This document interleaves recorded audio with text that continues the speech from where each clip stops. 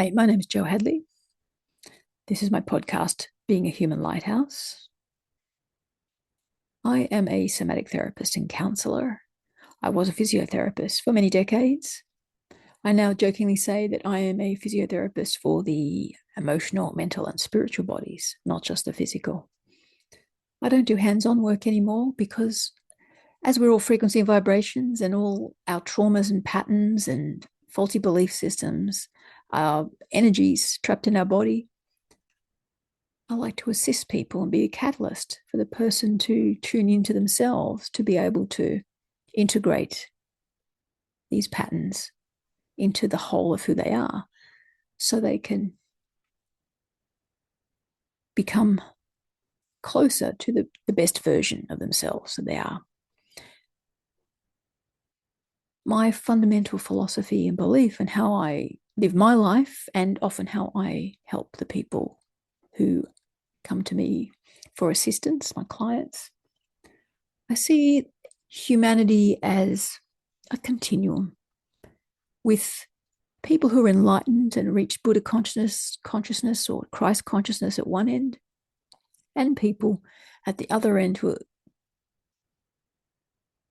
unable to access their inner wisdom or inner essence and can be running purely on ego patterns. I like to think that each of us has a true essence, an inner wisdom that connects us to all that is. That's the perfect version of ourselves, but with faulty belief systems, traumas, patterns, programming from ancestors, the collective, from our lives. It's like this perfect version of ourselves gets a whole lot of toxic mud and energy and heavy rocks thrown at it, and it gets stuck. And as everything gets stuck, it blocks our inner wisdom and our inner light, this essence of ourselves. So the work I do is to assist people to let go of this toxic sludge, to let it go so they're not carrying this heavy load, so they see their own lightness, connect to their own inner wisdom.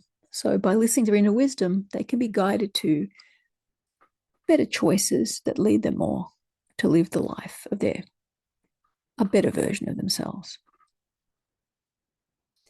Last night, I took a friend to see a film at this local healing center. They were showing the documentary Wisdom of Trauma. This film follows predominantly the work of Dr. Gabor Mate, someone whose work I've been really interested in for many, many years. I've even done the year-long professional training course in compassion inquiry, which is inspired by his work. My work is very compassion inquiry informed. I had seen this film a couple of times 5 years ago and been very profoundly moved by it. I've come a long way in my journey in the last 5 years, because last night when I saw it again for the third time, I thought, oh, it's just like a really nice introduction to trauma. And it just touched the surface of a lot of the areas that I've subsequently learnt at a deeper level. It's still a very good film.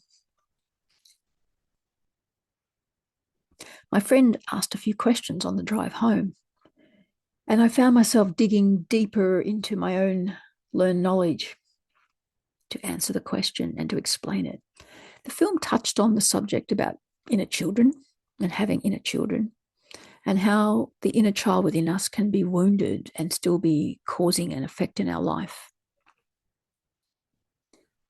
So my friend didn't quite understand the concept of the inner child. So I explained it a bit like every moment of our life is stored within our body. We're like a human Russian doll. So from our very first Russian doll, which assume it's going to be a perfect version of ourselves, it can be this little potential of perfection. It starts before we're born as an embryo, so the perfect potential that we are. And each subsequent version may be influenced by what else is happening around us, what happens to us, what happens within us, can then change the next shape of that Russian doll, all the way up to the present moment. Now, if it's the perfect Russian doll and it's perfect and we say perfect, then we are probably living in our true essence, close to the perfect version of ourselves that I talked about before, completely in tune and in connection to our inner wisdom. If that's the case, awesome. You already reached Christ consciousness. Most of us, with each subsequent at different stages, we can get changes to our little human Russian doll. It may be a true physical change.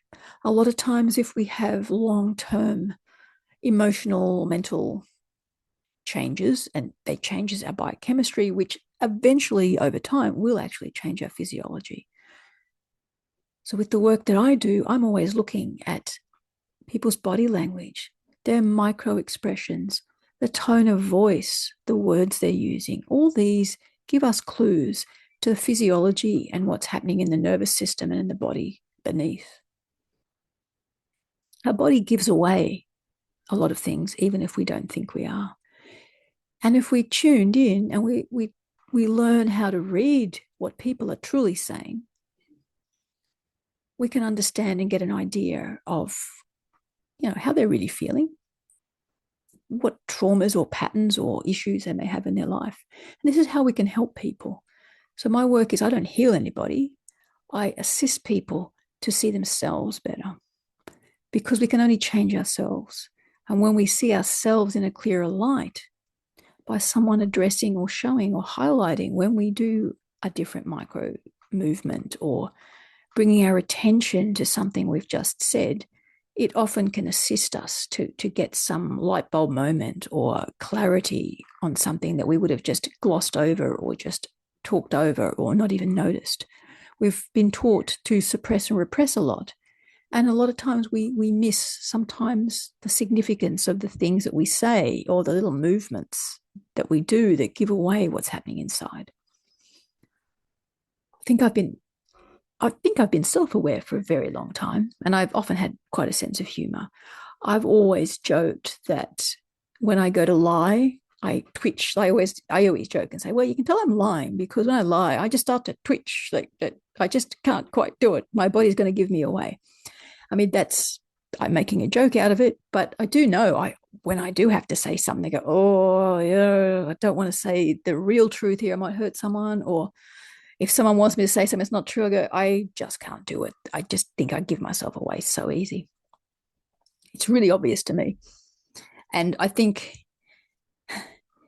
we all can read other people, and like some of us just better at reading others. And I'm aware that I'm like, oh, they want me to say something that's not really true. And I'm aware that my body just creates these sensations that just tense up, tighten up. And I'm so aware of it that no, I can't. I usually can't do it unless I make a joke out of it. And then people still know that I'm not telling the truth, which then I've told the truth that I'm not telling the truth. All right. That's my own little example of what I do. So if you see me twitching, I might not be telling you the truth.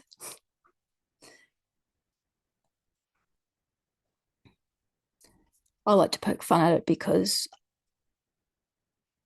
I know what I'm feeling. And it's often if someone's asked me to say something and I don't want to, and then I feel like, oh God, I have to, then I make joke of it. Then I tell the truth in the long run.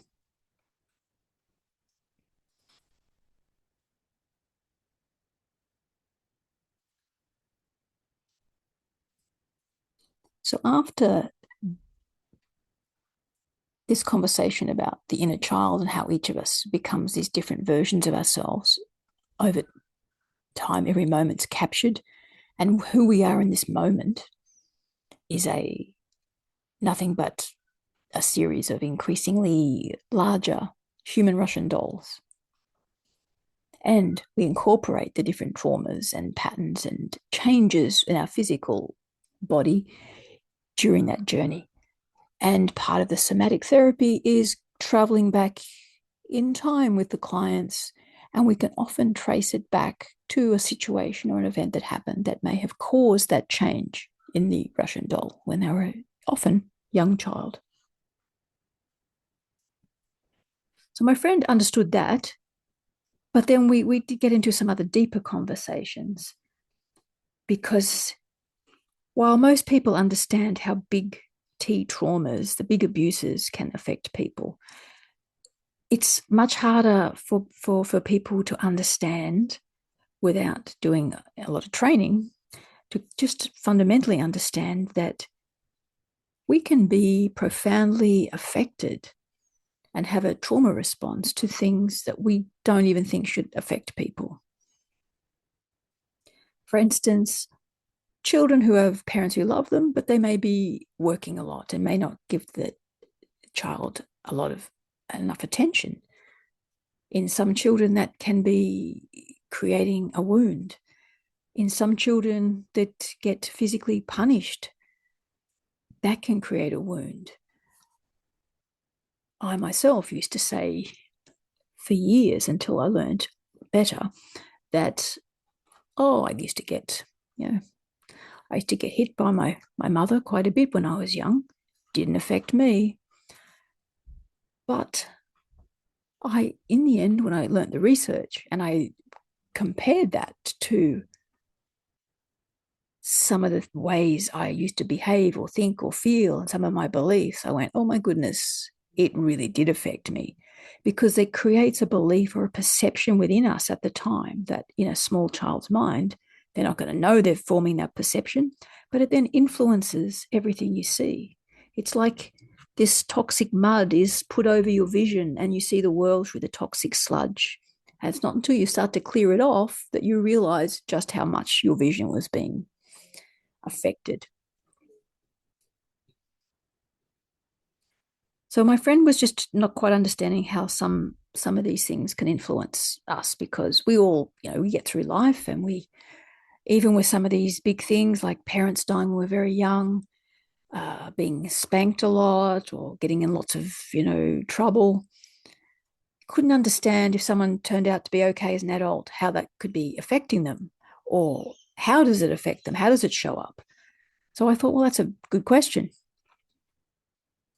And I didn't want to be too technical with the answer. So I remembered that we were both very interested in film. I used to want to be a film or screenwriter when I was younger.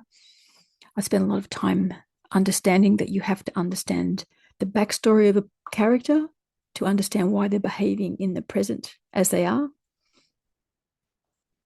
And my friend had liked making short films in the past. So I just asked the question of, if you had a character who had suffered a traumatic loss at a very young age and they hadn't recovered from that, how would they show themselves in the world? It started an interesting discussion, because he then asked me how I would react with that. We chose a wound we talk about and how it would present. And so, of course, how I said maybe my character would present was different to how his would present, which is pretty normal, because each of us, we can have the same thing happen to us. But depending on what's already happened to us and loads of other, with how many resources, positive or negative, we have around us, will determine how we filter that and how we perceive it. And then thus how we then continue to perceive the world through this, again, toxic, smeared lens.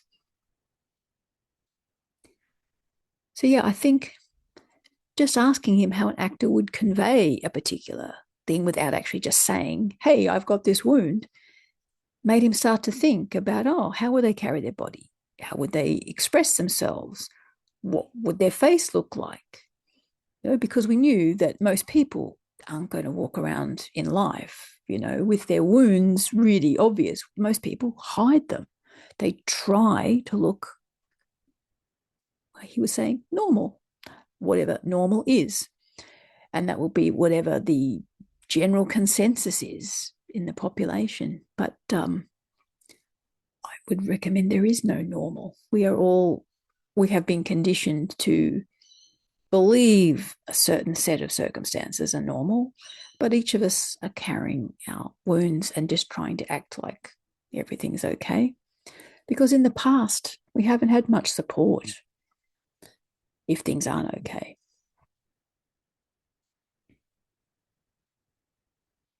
Often we put on a mask to make everyone think everything's going okay.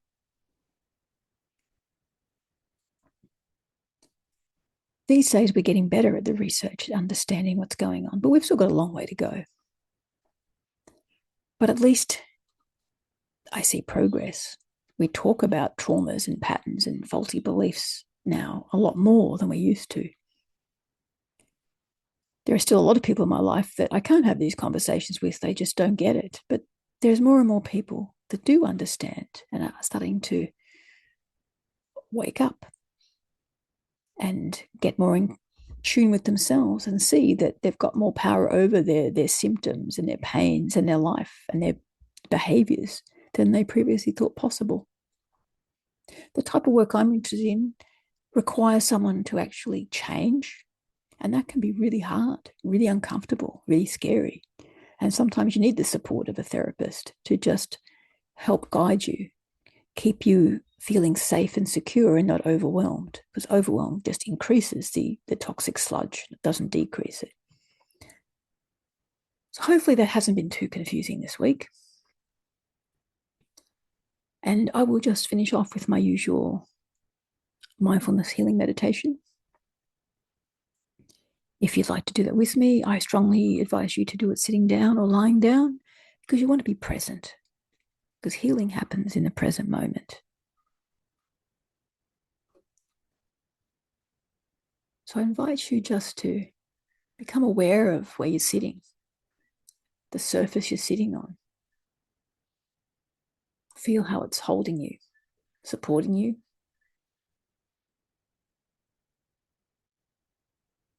Feel the feet on the floor. If you like, you can imagine roots going from the center of your feet to the center of the earth, connecting you strongly to the physical world that provides all that we need to keep our physical body thriving.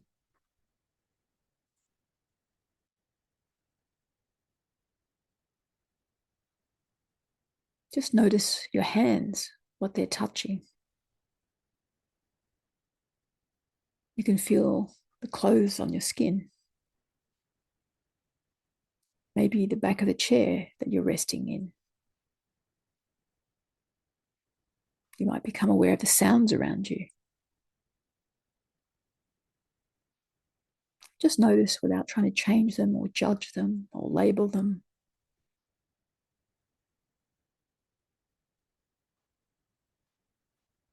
And now just imagine you've got a cord from the center of your head going up to the center of the universe.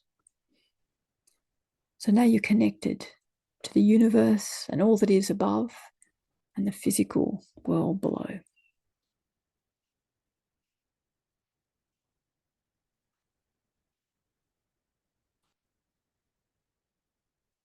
I invite you to place your hand on your heart if you like, and breathe in low and slow, imagining it's going in and out through the heart center, filling up every cell in your body with oxygen, energy, wisdom, love. And as you breathe out, just imagine you're breathing out everything that you no longer need. Toxic patterns, toxic belief systems, unprocessed emotions. Breathe in, fill up every cell in your body. Oxygen, light, love, peace, wisdom, and letting go of everything you no longer need.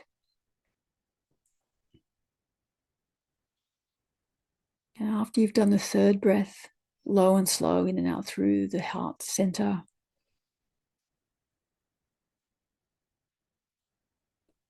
I invite you just to notice any sensations in your body.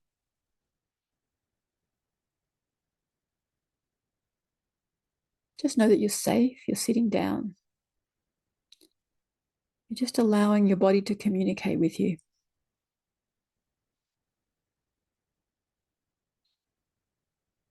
Sensations can be pleasant, neutral, or unpleasant. Just be mindful that the unpleasant is usually just evidence of these unprocessed emotions, patterns that we've got stored in our body. They're just coming up to show you that they're there and ready to leave. Just notice them.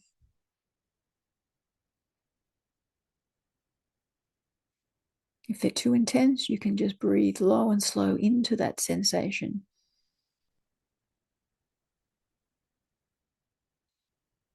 If it's too overwhelming, you can open your eyes, just concentrate on the sounds around you or your feet on the floor. Just orientate yourself back to the five senses. But if it's not overwhelming, just breathe into that unpleasant sensation or just notice them. It's in the safe witnessing of these sensations that they often pass and they're integrating.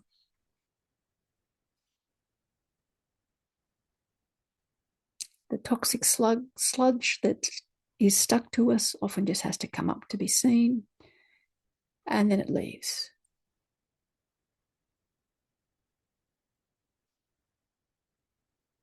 As long as it's not overwhelming. Again, if it's strong, just breathe into that area. Allow it to be there. Often sensations that are unpleasant will increase once our attention goes on them, because often we have suppressed and repressed them. So as we bring our attention to them, they're just coming up to our awareness to be seen. And once they're seen, they lose their power.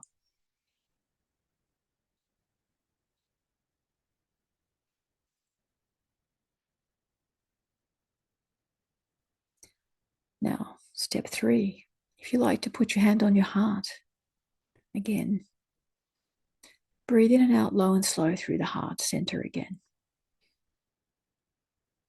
Just filling up with light and love and oxygen and energy, wisdom. And just let whatever no longer needs to be in your body, let it leave on the out breath.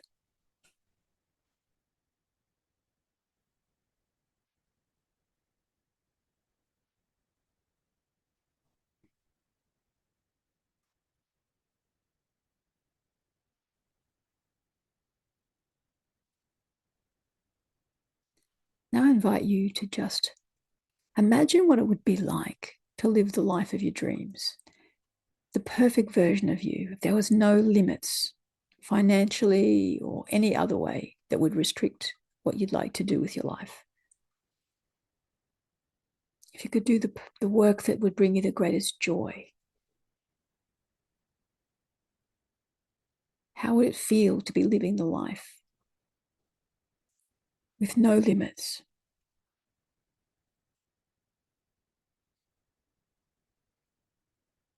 Who would you be? How would it feel to be that version of yourself?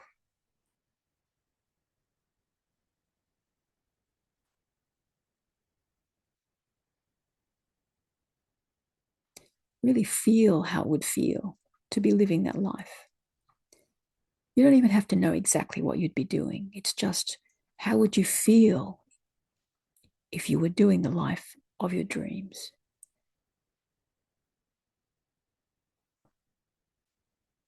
Sometimes an idea or a vision may form, you may know. Other times we just know that we want to feel more expansive or joyful or open, more peaceful. So the life of our dreams often makes us feel expansive, free, light, joy, love, compassionate. How would it feel to feel this way and have a life lived from these feelings?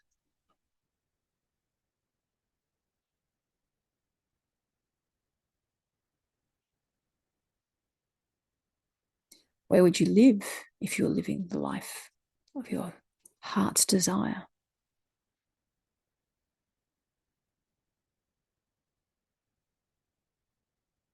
What sort of people would be around you? Friends, family, colleagues.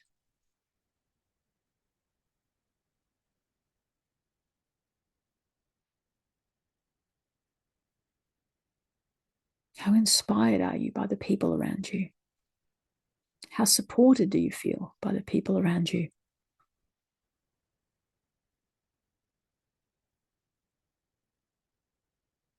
Notice the sensations in your body as you feel what it would feel like to live this perfect life.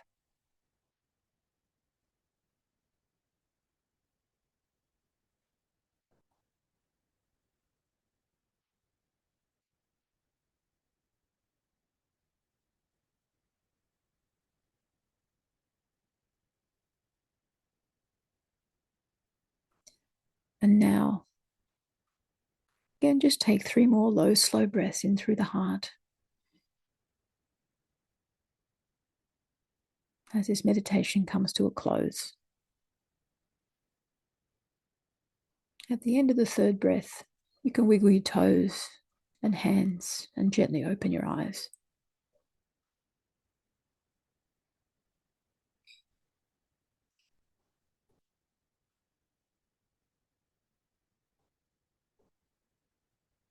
Just how do you feel after that? Do you feel lighter? Do you feel more joyful or peaceful? Or has it brought up anything unpleasant? Just know that anything unpleasant is just some of these unprocessed emotions that need to be brought to the surface. If anything's too overwhelming or brings up anything too traumatic, I would strongly advise working with a somatic therapist or trauma therapist like myself, or there's plenty of people around, whoever you're called to work with, to just help you process those safely. So until next week, I hope you have a great week. I'll be back then. Bye.